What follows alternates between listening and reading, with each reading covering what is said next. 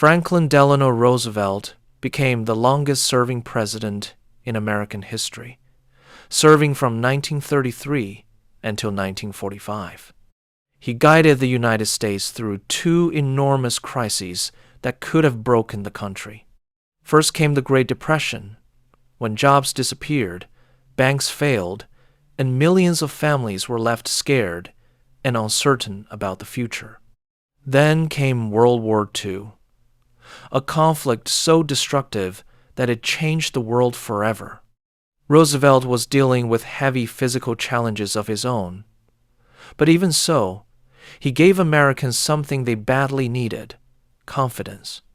He made people feel that the country could survive, recover, and keep moving forward. Hey everyone, welcome back to our channel. Here we learn new ideas and improve our English at the same time through stories. You practice English without feeling like you're studying, so let us start. Franklin was born on January 30th, 1882, in Hyde Park, New York. He was the only child of James Roosevelt and Sarah Delano Roosevelt. His birth was difficult and dangerous. In fact, both Franklin and his mother nearly died because too much chloroform had been used during delivery. It was a bad beginning, but he pulled through and went on to grow into a healthy child.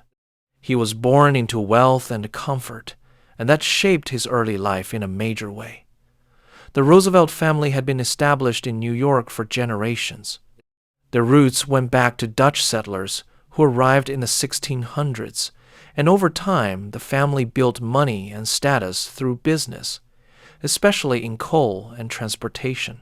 Franklin's father was a well-educated man who had worked in railroads and finance. His success, along with family inheritance, meant Franklin grew up in a world of privilege, surrounded by stability, servants, large homes, and social respect. But if one person shaped his early life more than anyone else, it was his mother, Sarah. She was devoted to her son in an almost complete way. Much of her life revolved around him, and she watched over him closely. She could be loving and caring, but also very controlling. Franklin spent so much time with her as a child that her influence stayed with him for years. His father, by contrast, was often more distant. So from the beginning, Franklin lived in a world where his mother's presence was constant and powerful. Unlike most children, Franklin did not go to a regular school in his early years. He was taught at home by private tutors. His education was careful, structured, and very personal. He spent summers with family in Massachusetts and also traveled to Europe nearly every year. Those trips exposed him to a wider world and helped him learn some German and French. He also enjoyed the hobbies expected from a boy of his class. He rode horses, played tennis, sailed, shot rifles, and later learned golf. His childhood was sheltered, polished, and comfortable. There is also a famous moment from when he was very young. At age 5, Franklin visited the White House with his father and met President Grover Cleveland. Cleveland reportedly told the little boy that he had one wish for him, that he would never become president of the United States. History, of course, had other ideas. When Franklin reached his teen years, his mother delayed sending him away to boarding school because she felt he was not yet ready. Eventually, at 14, he entered Groton School in Massachusetts, one of the country's elite prep schools. It was a big change for a boy who had been raised so closely under his mother's care, but he adjusted well. He joined sports, sang in the choir, and became part of the debating team. More importantly, Groton helped shape his sense of discipline and public duty. In 1900, Franklin went on to Harvard. He quickly became active in campus life, joining clubs, and writing for the student newspaper. He was social, confident, and clearly comfortable in elite circles. But during this period, two major events affected him deeply. First, his father died, which was a serious personal loss. Then, in 1901, President William McKinley was assassinated, and Franklin's distant cousin Theodore Roosevelt suddenly became president. That made a strong impression on him. Politics no longer felt distant. It now felt connected to his own family story. Around this same period, another important chapter was beginning. Franklin met Eleanor Roosevelt, a distant relative who was intelligent, thoughtful, and very different from many women in his social world. Their connection grew quickly, and it would soon become one of the most important relationships of his life. Franklin and Eleanor's relationship moved quickly.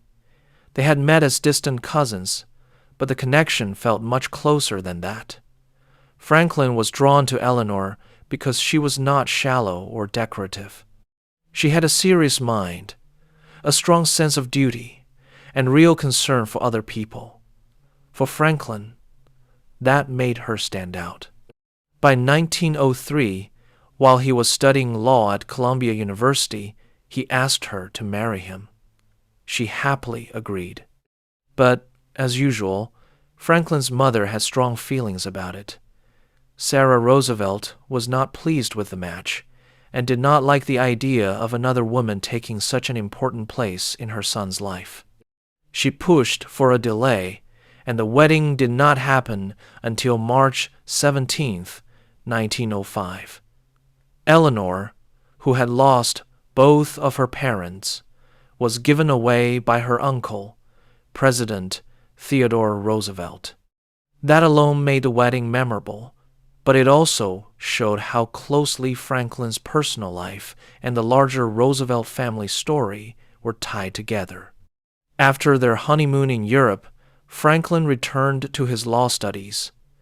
In 1906, Eleanor gave birth to their first child, Anna. More children followed in the years ahead, and family life quickly became crowded and complicated. Franklin passed the New York bar exam in 1907 and started work as a law clerk at a respected New York firm. On paper, everything looked promising. He was building a career, raising a family, and living the kind of life expected from a man of his class. But inside the home, things were not always easy. Sarah Roosevelt remained deeply involved in their lives. She even financed a double townhouse in New York, one side for herself and the other for Franklin and Eleanor, with only a door separating them. It may have looked generous, but for Eleanor, it felt suffocating. Sarah often made decisions that Eleanor felt should have belonged to her as wife and mother. That tension would never completely go away. Eleanor was also struggling in her own way. Children were arriving one after another, and she later admitted that motherhood did not come naturally to her. She hired help and began turning more of her attention towards social issues, especially the living and working conditions of ordinary people in New York. That interest in reform would become a huge part of her identity later, but even here you can already see it beginning. Franklin's move into politics came in 1910. He became a delegate to the New York Democratic State Committee, and not long after that, he was encouraged to run for office himself. At first, it seemed he might run for state assemblyman, but that path closed. Instead, he entered the race for the New York State Senate. He had very little experience, and the area leaned Republican, so it was not an easy start. Still, Franklin had energy, confidence, and the Roosevelt name. He campaigned hard and managed to connect with working people in a way that surprised many observers. On Election Day, he won. That victory mattered because it showed he was more than just a rich young man with famous relatives. He had political instincts of his own. Once in Albany, he quickly found himself in the middle of a power struggle inside the Democratic Party. A dominant group known as Tammany Hall had controlled much of party politics in New York for years. Roosevelt refused to act like their puppet. He openly challenged them and built support among reform-minded Democrats. Newspapers began calling his allies the little group of insurgents. It was one of the first times Franklin showed a quality that would define him later. He could be charming and flexible, but he also knew when to dig in and fight. As his first term was ending, Roosevelt was hit with typhoid fever, a serious illness that could easily have killed him. He recovered, and rather than slow down, he campaigned hard for re-election. He won a second term in the state Senate, proving that his first success had not been luck. By this point, Franklin Roosevelt was clearly moving upward. He had entered politics, survived illness, and shown that he was willing to challenge powerful people. He was still a young man, but the larger stage was starting to open in front of him. In 1912, Woodrow Wilson won the presidency, and Roosevelt's support for him paid off. Franklin was offered the job of Assistant Secretary of the Navy, the same position his cousin Theodore Roosevelt had once held. It was a major step up. He left the New York State Senate and moved into national politics, where the stakes were much higher and the spotlight much brighter. The job suited him. Roosevelt traveled across the country inspecting ships, shipyards, and naval facilities, and he quickly came to believe that the United States was not prepared for a major war. He pushed for a stronger navy, a larger reserve force, and more spending on shipbuilding. He was not especially worried about whether these views were politically convenient. He believed the country needed to be ready, and he said so plainly. That gave him a reputation as someone energetic and serious, not just another polished young man from a famous family. When war broke out in Europe in 1914, Roosevelt became even more committed to the Navy. Although the United States had not yet entered the conflict, he understood that the situation could not be ignored forever. By the time America did join the war in 1917, his responsibilities became far more urgent. He helped oversee naval matters, supported efforts to strengthen military readiness, and played a part in rallying resources for the war effort. He was learning how national power worked, and just as importantly, he was learning how leadership looked during a time of crisis. But while his public career was rising, his private life was beginning to crack. Because of his work, Franklin spent long stretches away from home. During that time, he began an affair with Lucy Mercer, who had been working as Eleanor's social secretary. It was a deeply personal betrayal, and when Eleanor discovered letters between them in 1918, the marriage reached a breaking point. The letter suggested Franklin had even considered divorce. That plan went nowhere, largely because his mother strongly opposed it. Sarah warned that divorce would destroy his political future, and in the end, Franklin stayed in the marriage. But things were never the same after that. From then on, the relationship between Franklin and Eleanor became more complicated, more formal, and in many ways more political than romantic. Eleanor increasingly built a life of her own, focused on social causes and public work, while Franklin continued climbing upward. They remained connected, but the old version of the marriage was effectively gone. In 1918, Roosevelt traveled to Europe to inspect naval facilities in Britain and France. On the return trip, influenza swept through his ship during the worldwide pandemic.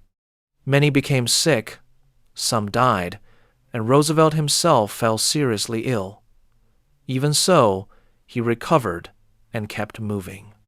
After the war ended, Franklin began thinking about the next step in his career. He aimed for the vice presidency and won the Democratic nomination, joining James Cox on the ticket in the 1920 election. Roosevelt resigned from the Navy Department and threw himself into the campaign. He spoke strongly in favor of the League of Nations and presented himself as part of a younger generation, ready to shape the future. But the election was a disaster for the Democrats. Warren G. Harding won in a landslide, and Roosevelt found himself suddenly out of office. Then came the event that changed his life more than anything else. In August 1921, while vacationing with his family at Campobello Island, Roosevelt became seriously ill. He was soon diagnosed with polio, though some later experts suggested it may actually have been Guillain-Barré syndrome. Whatever the exact cause, the result was devastating. He was left paralyzed from the waist down. For many people, that would have been the end of public ambition. His mother certainly hoped he would retire from politics and live quietly, but Roosevelt refused to accept that future.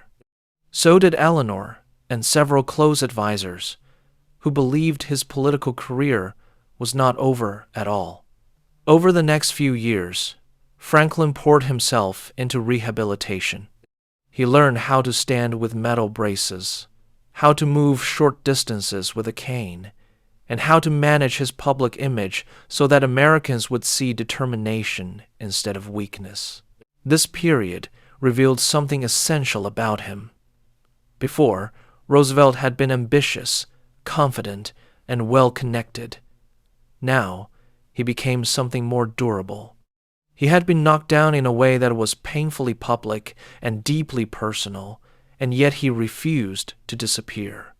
That fight to rebuild himself would shape the next stage of his life, and eventually the future of the country as well. Roosevelt slowly worked his way back into public life during the 1920s.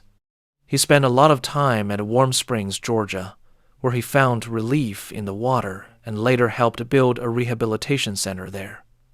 Warm Springs became more than a place for treatment. It became part of his second life. He connected with other people facing physical hardship, and that experience seems to have deepened his understanding of struggle in a way his privileged childhood never could.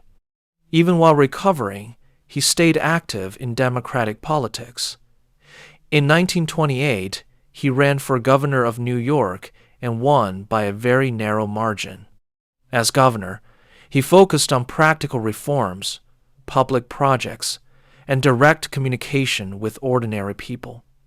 He used radio talks to speak in a calm, clear voice that made listeners feel he understood them. That style would later become one of his greatest strengths. By 1932, America was in the grip of the Great Depression. Unemployment was massive, banks were collapsing, and public confidence had been shattered. Roosevelt ran for president as the Democratic nominee and promised what he called a New Deal for the American people. It was a phrase that stuck because it sounded simple, bold, and hopeful. He defeated Herbert Hoover and became the 32nd president of the United States. From the start, Roosevelt understood that the country did not just need policy, it also needed reassurance.